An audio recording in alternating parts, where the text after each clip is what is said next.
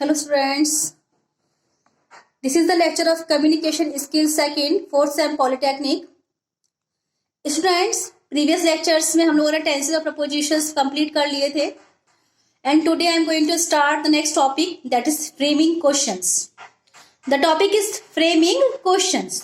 आप टॉपिक का नाम समझ लीजिए. फ्रेमिंग क्वेश्चंस का मतलब होता है किसी साधारण वाक्य को क्वेश्चंस में बदलना. कोई साधारण आपको सेंटेंस दे दिया जाए, उसको सेंटेंस को हमें इंटेरोगेटिव बनाना है, उसका क्वेश्चन बनाना है. Before giving you the notes I will just like to explain you the topic. तो सबसे पहले आप ये समझें कि फ्रेमिंग जो क्वेश्चन हमारा जो टॉपिक है इसका मतलब क्या होता है. क्वेश्चन का मतलब होता है प्रश्न. कोई भी हमको सिंपल सेंटेंस दिया गया है, उसका प्रश्न बनाना होता है, उसे हम कहते हैं फ्रेमिंग क्वेश्चन. और फ्रेमिंग क्वेश्चन में जो आपको रूल्स समझने होंगे उसके लिए आपने टेंसेस ऑलरेडी पढ़ लिए हैं. टेंसेस में मैंने आपको इंटरोगेटिव सेंटेंसेस के बारे में ऑलरेडी बताया था.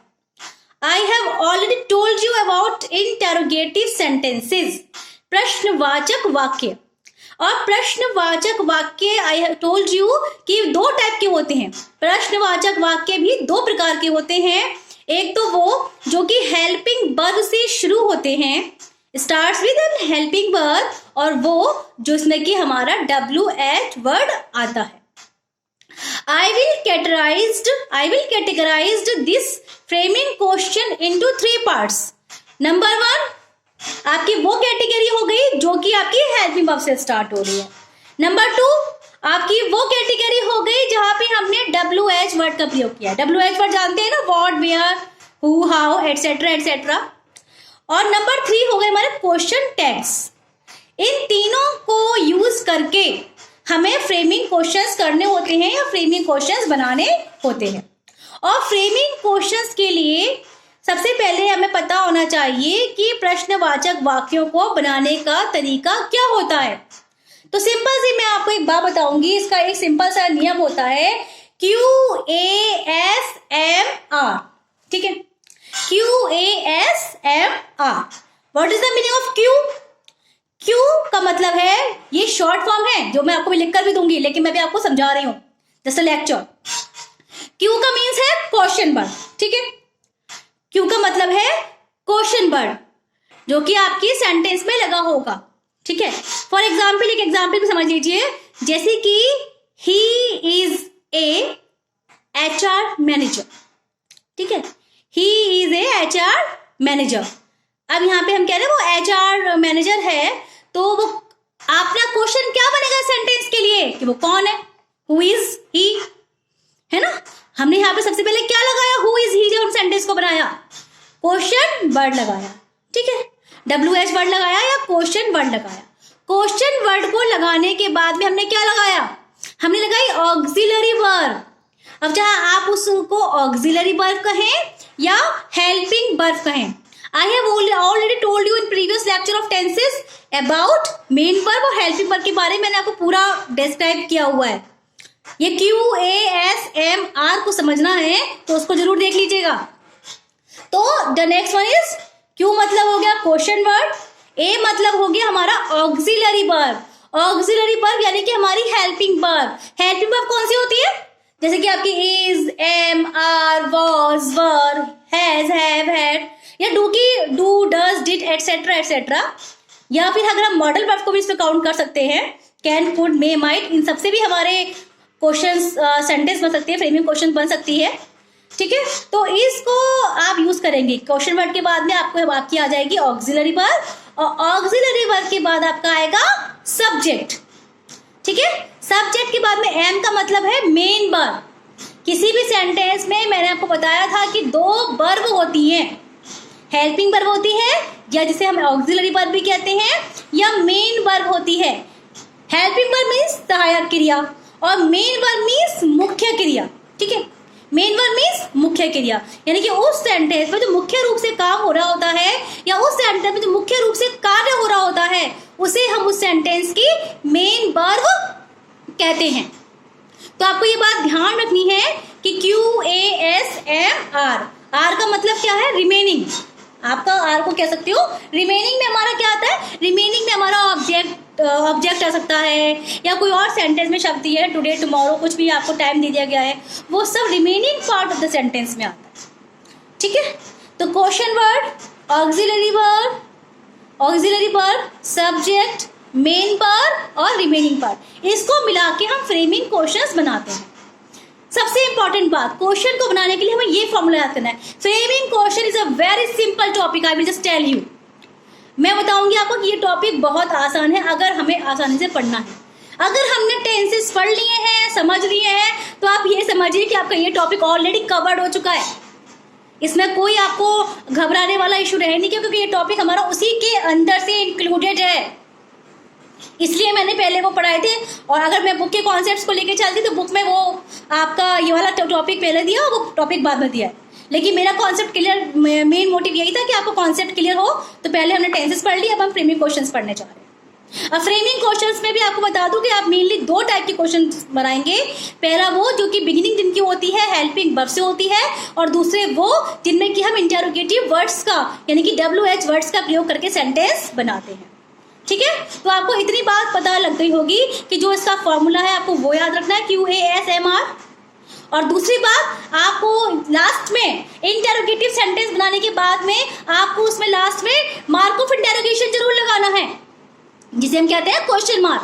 अगर आपने उससे क्वेश्चन मार्क, आपने मान लीजिए सेंटेंस पूरा बना दिया लेकिन आपने उसमें क्वेश्चन मार्क नहीं लगाया, तो भी आपका सेंटेंस रॉन्ग हो जाएगा।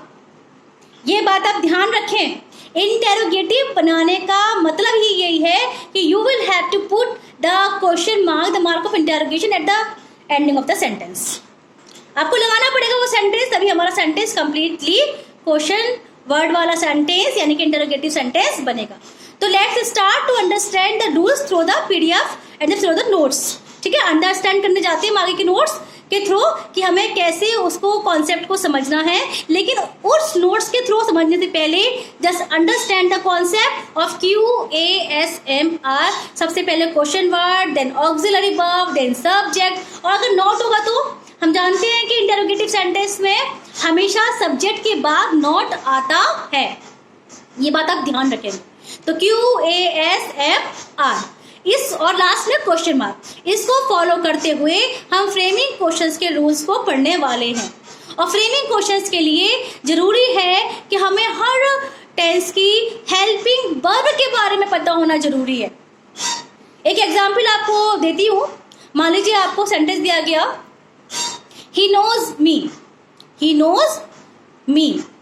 ठीक है, अब ये सेंटेंस आपको पता है कौन सी टेंस का है? सिंपल सेंटेंस है ना, सिंपल यानी कि अफर्मेटिव। अफर्मेटिव सेंटेंस कौन से होते हैं पहले आपको पता होना चाहिए।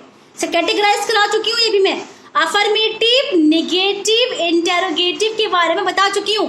बेसिकली सेंटेंस तो 5 टाइप्स के होते हैं, लेकिन मैंने आपको अफर्मेटिव सेंटेंस के बारे में बताया था कि अफर्मेटिव सेंटेंस वो होते हैं जो कि सकारात्मक वाक्य होते हैं। और अफर्मेटिव सेंटेंसेस में नॉट का प्रयोग नहीं किया जाता है।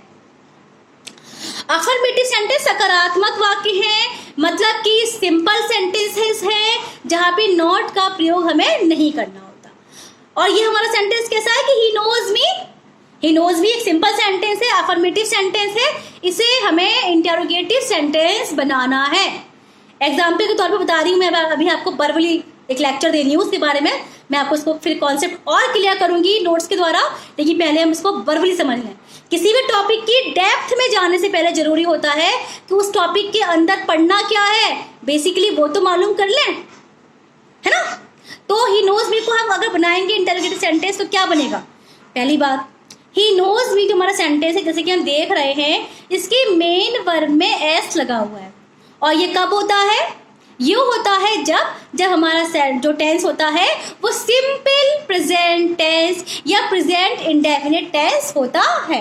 मतलब कि जब भी प्रेजेंट इंडेफिनिट में हमारा अफर्मेटिव सेंटेंस होता है तो उसके मेन वर्ब में हम एस या ईएस लगाते हैं। ये हमने पढ़ा था, ठीक है ना, ये हमने पढ़ा था ऑलरेडी, हम इसका पढ़ चुके हैं, वो अच्छे से पता है, because I have explain you in the lectures. तो अब इसमें हमने क्या लगाया हुआ है, एस लगाया हुआ है। अब हमको ये पता होना चाहिए कि सिंपल प्रेजेंट टेंस के इंटरोगेटिव सेंटेंस में जिस ऑक्सिलरी वर्ब का मीन्स जिस हेल्पिंग वर्ब का हम प्रयोग करते हैं वो कौन सी होती है, डू या डज, डू या डज।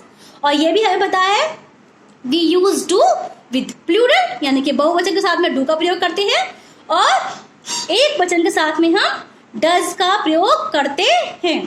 तो इस प्रकार से हम लोग डू या डज का प्रयोग करते हैं एक वचन और बहुवचन के साथ में। ओके, अब यहाँ पे ही हमारा कैसा सब्जेक्ट है, सिंगुलर सब्जेक्ट है भाई, एक वचन करता है।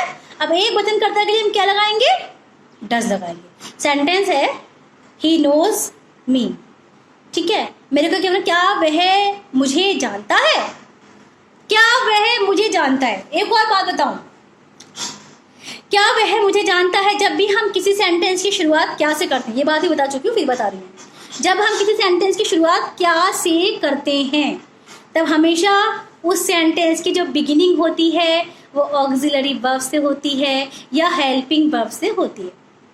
और जब सेंटेंस में बीच में क्या, कहाँ, कैसे, कब, कौन, ये सब, और जब सेंटेंस में ये सारे शब्द आ जाते हैं तब जो है उसकी जो बिगनिंग होती है वो क्वेश्चन वर्ड वाले रूल से आपके होती है, जो मैंने अभी आपको जस्ट बताया था। ठीक है, तो इस फॉर्मूला को ध्यान में रखते हुए इस सेंटेंस को अगर हम इंटेरोगेटिव बनाते हैं तो हमारा सेंटेंस क्या बनता है कि does he know me, question mark. ठीक है, तो देखा जाए तो फ्रेमिंग क्वेश्चन अपने आप में एक बहुत ही आसान कॉन्सेप्ट है, आसान इसके नियम है। केवल हमको सारे ही टेंसेस का रिवीजन करके उसकी हेल्पिंग वर्ब्स को याद रखना है और किस टेंस को, किस सेंटेंस को हम किस तरीके से क्वेश्चन का मॉडल दे सकते हैं ये ध्यान रखना है। चाहे हम हु लगा के लिखे या फिर हम हाउ लगा के लिखे या व्हाट लगा के लिखे, हमें उसे क्वेश्चन बनाना होता है। तो इस प्रकार से हमें इसमें एक सिंपल सेंटेंस दिया जाता है जिसे हमें क्वेश्चन में कन्वर्ट करना होता है। This is the concept of framing questions. ठीक है, तो इस रूल को फॉलो करते हुए बेसिकली दो टाइप की फ्रेमिंग क्वेश्चंस हमको पढ़ने हैं। एक तो वो जो कि हेल्पिंग वर्ब से बनाए जाते हैं, दूसरे वो जिनमें कि WH वर्ड्स का प्रयोग होता है। ठीक है, तो इसके रूल्स हम आगे नेक्स्ट लेक्चर में इसके रूल्स पढ़ेंगे। Okay, thank you.